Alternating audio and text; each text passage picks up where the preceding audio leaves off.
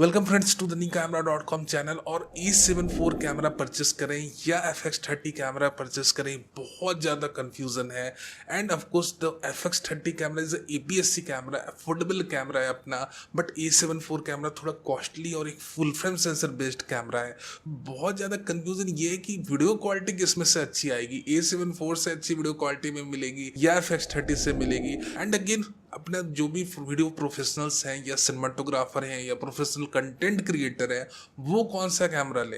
तो चलो इस वीडियो में हम ये आपके सारे कंफ्यूजन को दूर करेंगे। जो भी आपके डाउट्स हैं रिलेटेड टू FX30 की, लेना चाहिए नहीं लेना चाहिए, A7 IV लेना चाहिए, इसके बारे में आज हम इस वीडियो में बात करने वाला है। I will keep this video very very short, बहुत ही शॉर्ट रखने वाला हूँ। तो हर एक वीडियो के पार्ट्स को बहुत ही ध्यान से देखना और समझना। And of course you know कि मैं स्पेक्स वाइज कंपैरिजन नहीं करता हूँ as others do. I will be only talking about the major differences. आपकी ज़रूरत, आपका बजट, यही मेरी प्रायोरिटी रहती। तो चलो कंटेंट की तरफ रुक करते हैं। But before that as usual, अगर आप नए हो हमारे चैनल में, do consider subscribing to our channel, it help us. And of course give us your likes man, and of course comment too. All these things help YouTube algorithm, you know that. Now moving towards, हम content की तरफ बात करते हैं। और सबसे पहले मैं आपको ये बता दूं कि भले जितना भी महंगा कैमरा हो, ठीक है, कितना भी महंगा कैमरा परचेस कर लो, जब मेन टाइम में ये ओवर हीट हो जाता है, मेन टाइम में ये जब फेल हो जाता है अपने जिस काम के लिए आप इसे परचेस कर रहे हो, तब जो आपको लगेगा वो बहुत जोर लगने वाला है, धक्का और क्या। So now to combat all this for the first time, क्योंकि अपना FX30 एक वीडियो सेंटर्ड कैमरा है, सोनी 2 लाख की प्राइस रेंज में पहली बार बिल्ट इन फैन दे रहे हैं। अभी तक जितने भी सोनी ने कैमरे बनाए, एटलीस्ट 2 लाख के अंदर तो कभी भी इनबिल्ट फैन नहीं दिया। But for the first time एक इम्प्रूव्ड हीट सिंक यूनिट, और उस हीट सिंक यूनिट से कनेक्टेड एक फैन की स्पीड आपको पता है ऑटोमेटिक रहती है। जैसा जैसा आपका कैमरा ओवर हीट होगा, उस हिसाब से फैन की स्पीड बढ़ेगी घटेगी। सो मेन मुद्दा ये कि कैमरे को ओवर हीट नहीं होने देना है। सोनी ने इस बार एम लगा के रखा है कि भैया कुछ भी हो जाए, FX30 ओवर हीट होने नहीं चाहिए। क्योंकि ऑफकोर्स यू नो कि FX30 is capable to give you 4K 120 FPS 10 bit internal recording, जो अभी ऑफकोर्स A7 IV के साथ तो पॉसिबल नहीं है। And that's our next section, video resolution. Of course हम वीडियो रेजोल्यूशन की तरफ आते हैं आफ्टर ओवर हीटिंग। तो चलो वीडियो रेजोल्यूशन की बातें कर लेते हैं, जो कि काफी इंटरेस्टिंग है। तो वीडियो रेजोल्यूशन की बातें करें तो यहाँ पर अपने FX30 कैमरे के साथ it is possible that you can record 4K up to 120 FPS and full HD up to 240 FPS। ये दोनों फ्रेम रेट्स जो है, of course it allows you to create super slow motion videos. Of course कहीं बहुत ज्यादा सिनेमैटिक आपको effect डालना है अपनी वीडियोस में, पिक्चर्स में, कंटेंट में, then of course FX30 camera is more usable to you. So video resolution के हिसाब से तो भैया FX30 कैमरा एक बहुत सुपीरियर कैमरा है। चलो हम क्रॉप फैक्टर की बात कर ले, devil lies in details. Of course जब तक हम डिटेल्स की बातें नहीं करेंगे वीडियो रेजोल्यूशन में, तब तक ऑफ कोर्स क्लियरिटी नहीं आएगी। और क्लियरिटी बहुत जरूरी है, क्योंकि क्लियरिटी रहेगी तभी आप एक सही डिसीजन ले पाओगे। वीडियो रेजोल्यूशन 240 FPS जब आप फुल HD में ले जाते हो FX30 कैमरे को, तो कोई भी क्रॉप फेस नहीं करना पड़ता है, ठीक है। And 240 FPS not possible with A7 IV camera. A7 IV limited to 120 FPS in full HD mode. Again 4K 24 FPS, 4K 30 FPS, इन दोनों मोड में आपको किसी भी कैमरे में क्रॉप नहीं मिलती है। But when you are shifting to 4K 60 FPS, तब आपके A7 IV कैमरा जो है वो 1.5x, that is massive crop आपको फेस करना पड़ता है जब भी आप 4K 60 FPS यूज कर रहे हो। यानी कि आप जब स्लो मोशन वीडियोस रिकॉर्ड करने की कोशिश करोगे 4K 60p फ्रेम्स में, then you have to face excessive crop in A7 IV। और उसके बाद आपकी मैनेजमेंट शुरू होगी कि मैं कौन सा लेंस लगाऊं, कितनी दूरी से शूट करूं कि मैं अच्छी इसमें स्लो मोशन वीडियोस उतार लूं।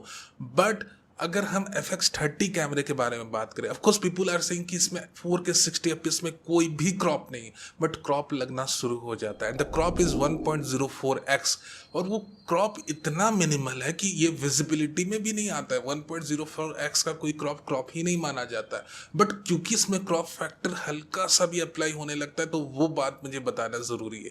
सो लिटरली अगर हम दोनों की बातें करें, एक आपको crop factor 1.04x which is negligible, and the other is 1.5x, of course it is massive. तो यहाँ पर आपने ये समझना है दैट ऑफ कोर्स FX30 भैया इज मोर यूजेबल। इसके बाद मैं आपको क्या ही बोलूँ, अगर हम वीडियो रेजोल्यूशन को कंपेयर करें side by side, then undoubtedly FX30's camera is more superior in any way compare to the A7 IV camera. Now let's talk about low light performance. बड़ा है तो बेहतर है, ये कंसेप्ट के साथ हम फोटोग्राफर्स जीते आए हैं और ये कंसेप्ट सही भी है।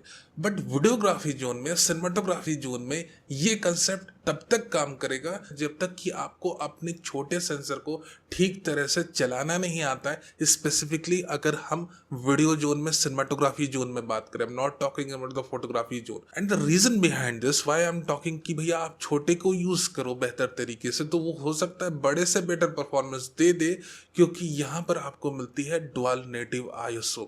डुअल नेटिव ISO का आपको सपोर्ट मिलता है which is not present in the A7 IV camera. Officially तो ये प्रेजेंट नहीं, अनऑफिशियली ये है, बट FX30 में यही काम को उन्होंने खुलेआम करा है। And you have a full option menu of dual native ISO।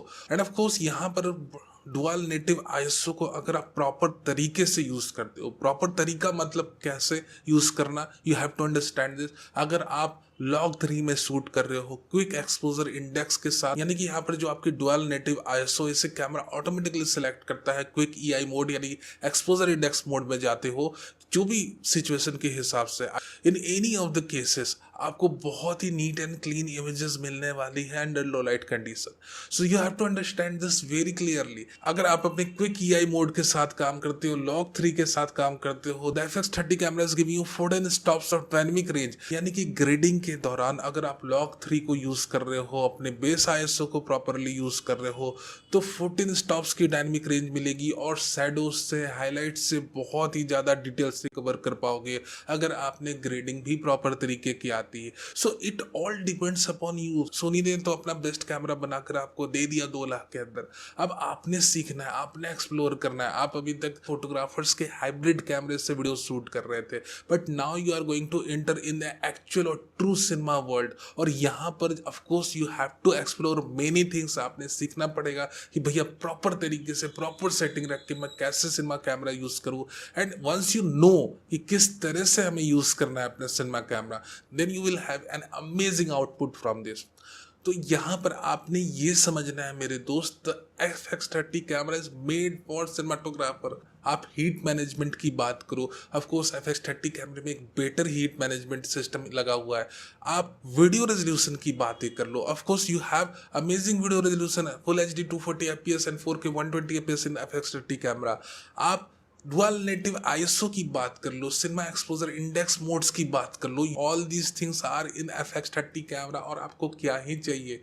सो आपने ये सारी चीजें जान समझ ली। अब हम बात करते हैं कि आप अपने रिकॉर्डेड फाइल पे, जो फाइल आपने रिकॉर्ड कर ली इतनी चीजें जान समझकर, इसमें फाइनल टच कैसे आप अपना ऐड करोगे। फाइनल टच से कहना ज्यादा बेटर रहेगा, आपका अपना सिग्नेचर टच, ठीक है, वो ऐड कर सकते हो आप अपने तरीके की कस्टम लट्स को अपलोड करके। And for the first time under 2 lakh range we are having a camera जहां पर आप अपने पसंद की कस्टम लट्स को अपलोड कर सकते हो। You can apply those LUTs during the time of recording or even after the recording is completed. So just see the list how much we are getting, and of course इतनी सारी चीजें नहीं, we are also getting time code support. Of course FX3 में भी time code की support available नहीं थी। After the firmware 2.0 update उन्होंने सिनेमा एक्सपोजर इंडेक्स मोड को, टाइम कोड सपोर्ट को इंट्रोड्यूस करा था, क्योंकि भैया नेटफ्लिक्स की अप्रूवल लेनी थी।